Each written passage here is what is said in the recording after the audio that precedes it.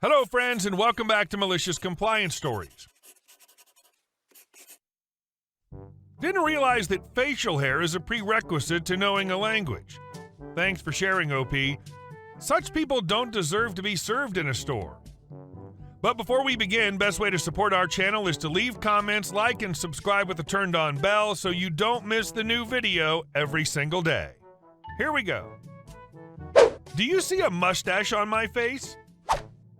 This happened 10 years ago, so I'll try my best to recall it as it happened. A bit of background info for context. This was in a very bilingual city, English and French, with the rural areas around the city being either very English, read redneck, or very French, their own kind of special. Without getting into the politics, this can sometimes cause some tension. My first language is English, but I'm bilingual. I was working at a large Canadian outdoor equipment retailer in the cycling section this day. Two middle-aged guys walk in, and right from the outset, I could tell this was going to be interesting. They were dressed in the equivalent of John Deere t-shirts with camo hats on. One does pretty much all the talking, so I'll refer to him as CH. Now, if we sold hunting or fishing gear, that'd be one thing, but we're more of the camping/climbing/backpack around Europe/yuppie store, so they were a little out of place. They stroll into the bike section, and I greet them just as I would any customer. Me. Hi, can I give you a hand with anything today? CH. We need some tube patches and tubes for our bikes. Me.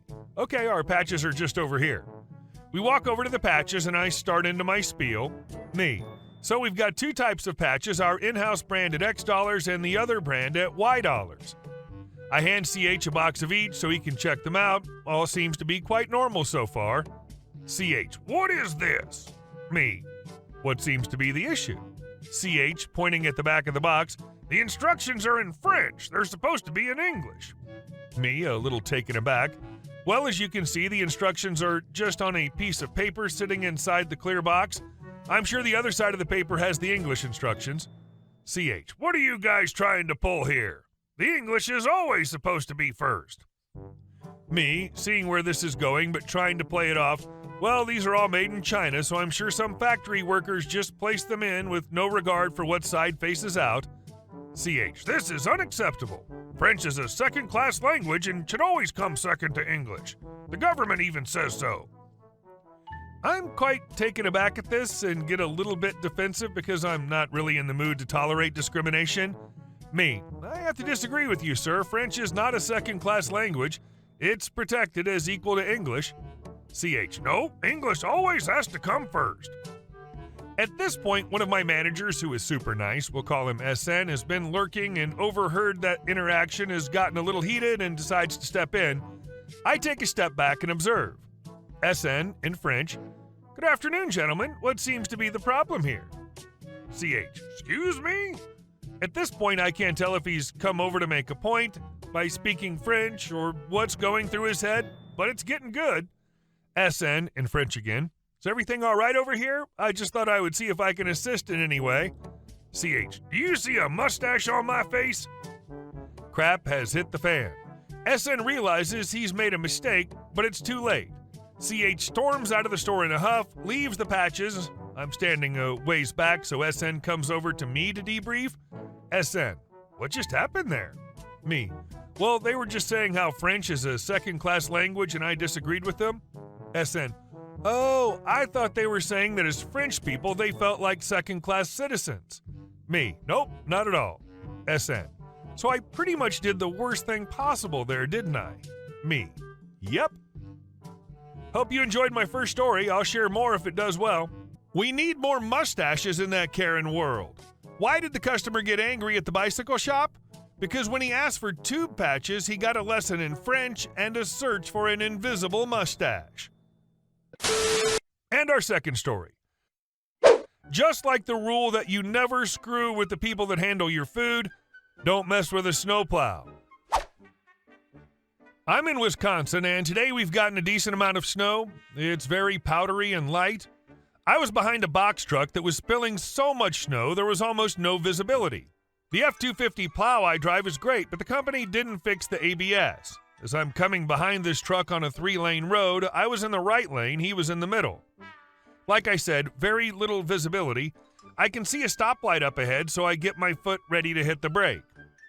At the last second, some douche from the left lane whoops over in front of me and stops abruptly. If I didn't drive a stick and understand downshifting, I would have been filling out insurance papers. I had to throw my truck in first and drop the plow to get the truck to stop without accident, since it was way too slick for the wheels not to lock up at that speed. As the light turns green, he goes. The box truck lags behind. In 4x4, that truck is sure-footed as a mountain goat, so I pull in front of the truck and get next to him. At the next light, I hit the button to lower the window and honk. He opens up his window and gives me a blank stare. I tell him he needs to be careful in this weather because my plow almost ate his car. I did this on a non-threatening tone as I didn't want to be a jerk. I wanted to let him know how dangerous that move he made was. He flips me off and tells me to get bent as the light turns green, and he takes off. He's in a Malibu, so it doesn't take off quickly because the roads are all covered in wet, salty ice. But he gets going to about 30, and his window is still open. F me? F you! I sped up, and right as my truck get a tad in front of him, I drop the plow. About 75 pounds of salty, wet slush arcs from the plow, and I can hear the unmistakable sound of all the slush hitting his car and look over as he's frustratingly trying to get his window up. Not quick enough. Yeah, this was at 8-ish morning drive time, and he was wearing a suit, on his way to the office and probably running late by the way he was driving.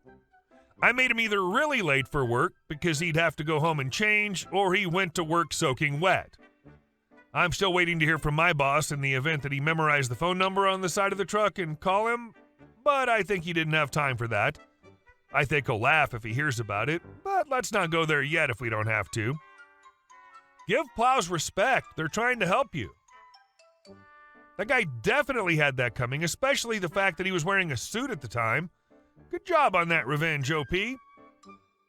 LOL, that guy definitely deserved it, especially the fact that he was wearing a suit at the time.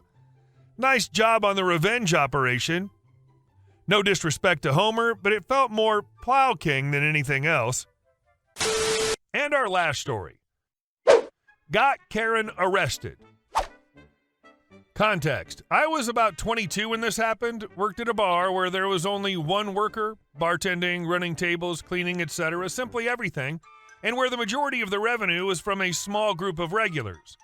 Among those regulars was this girl, let's call her Karen, not much older than me, maybe like 25, definitely not more than 26. Also, Karen used to work there before me, until the bar owner fired her and no one liked her. Not as a worker, nor as a customer, fellow regular. From what I observed, Karen always ordered one beer, one shot, and then sat there for 3 hours. Anyway, during the couple of months before this happened, the other regulars told me Karen used to work there as well, which I didn't know until then, and that when they saw her from the outside, they decided not to come in and just go elsewhere. Apparently, Karen used to bring new beers without anyone ordering them. She used to charge full price for half beers, etc., etc. Too much stuff to contain everything. Anyway, everyone hated her. Now cut to one day when I was working. It was a Sunday, so the opening hours were even shorter than the rest of the week. We closed at midnight. It's like 12:15 maybe. I still had a small group of people in because they were nice, didn't bother me, and I needed to do a whole bunch of stuff before I could leave home. So I'm counting the day's revenue, cleaning, closing the bar, etc. And look who's coming in. Karen, already drunk, walking directly to the bar counter and asking for a beer. Me. Can't draw you a glass anymore, I've closed the tap. Knowing that closing the tap means to run clean water through the mileage of all the pipes, depreciating whatever beer's left in them, and then partially disassembling the tap. Karen, open it then. That would mean reassembling the tap, running beers through the pipes again, which would then mean I'd need to close it and again depreciate the beer that's in the pipes just because of her one glass. Me. Not gonna do that. Karen, but I want a glass of beer. Me. Come sooner next time. The bar's closed. Karen, now turning towards the fridge. Okay, so I'll have a can then. Opens the fridge, takes a can out, puts it on the counter, and starts to look for money in her purse. Me. That's not going to happen either. I've counted the revenue. Karen. It's one beer. Me. Come during opening hours and you can have whatever you want. As for today, the bar is closed. I took the can and put it back in the fridge. Karen opens the fridge, takes the can, throws coins at me, turns around, and starts walking towards the exit. Me, stop right where you are. Ran in front of her and stopped her from leaving. Give me the beer. Karen, I paid for it. Me, snapped the can out of her hands. Pick your coins from wherever you threw it. The beer isn't leaving this bar. Karen starts yelling at me for not respecting her title of a former employee, that she can do whatever she wants, that she wants her beer and won't leave without it, and I can't legally refuse to serve her, which I 100% could. Keep in mind, it's not only me and her, but there's still the group of like 3 people about to peacefully finish their beers. I told Karen to leave immediately, otherwise police will be called to escort her by force. She refused, so I did the only logical thing I could, picked up my phone and called police. Remember, it's after midnight already, maybe 12:20 or something? Anyway, explained the situation, repeated a sentence Karen said during my call. Now I'm going to wait here just for the sake of you not looking stupid in front of police, and waited for them to arrive. Now, I don't normally seek revenge, but at this point I not only wanted her to leave, I wanted her to be in pain, so I let the other 3 people leave as they just finished their beers and I locked the door, so Karen couldn't leave before the cops arrived. Well, they arrived, asked a couple of questions, wanted to see our ID cards, which I showed. Karen didn't, as she didn't have it on her, etc. The normal routine. But then Karen started crying, claiming I refused to give her beer she paid for and other BS, which I promptly explained. So how did this all end? They told her to leave and come sooner next time, to which she said something like, "No, I want my beer now," or something. So they tried a second time, and as it had no better result, they escorted her to their car and took her with them. That's where the story ended for me until like 2 or 3 weeks later. I was told by the other regulars that they had met her and she told them I called police on her and that they made her stay on the station during the night and the whole following day, while she had nothing with her except for tiny purse and some coins and almost dead phone without charger. In my mind, the fact she came back with them to the station and then back home on her own was great enough, but the fact that she had to stay there for something like 20 hours without her phone and nothing to ease her hangover, that made my week. I think the best gift for this Karen would be that from now on she's no longer welcome in this establishment and has a lifetime ban. But that's for the owner to decide. Hey guys, thank you all for watching the video. I'll see you in the next one.